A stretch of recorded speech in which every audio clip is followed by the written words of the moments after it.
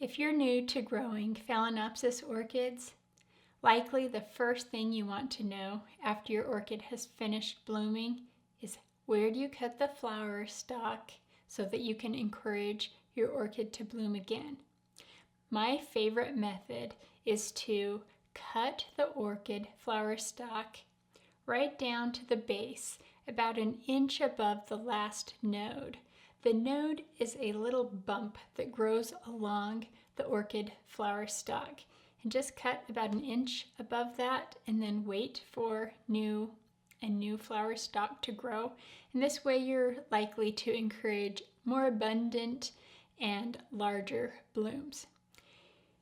Because I bought these two orchids at the same time, I have a really good example of what can happen if you do cut the flower stalk and what can happen if you don't. In this instance, I ended up with two very different results.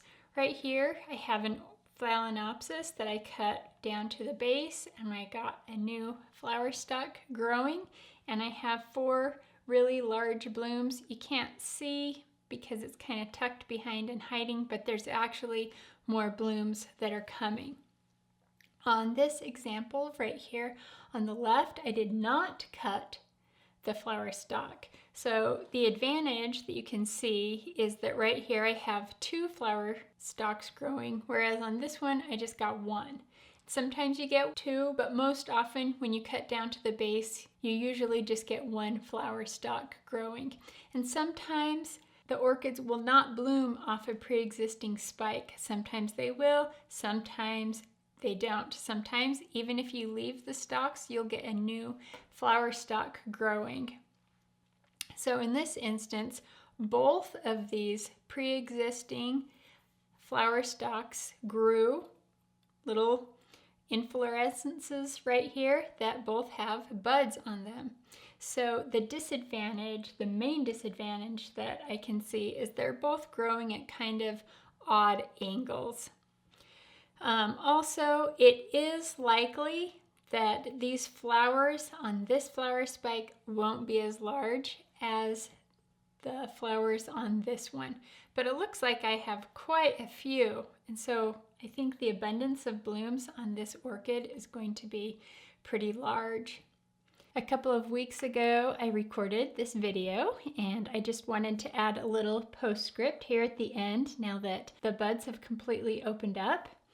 You can see that despite kind of an odd angle here, because the flower spikes grew out of the side of an existing flower spike that looks kind of strange. This one from the front, if you look at it, the 40-degree kind of elbow angle is hidden behind this leaf.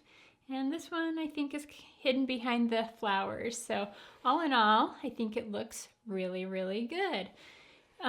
A couple of things to note is both of these orchids are growing new buds.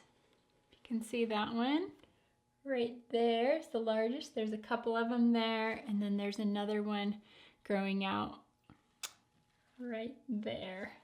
So the flower spikes will continue to produce more buds. So it's just up to you to decide how long you want the flower spike to grow. My recommendation is once it starts getting gangly and stops looking good, then you just want to cut the flower spike down to the base.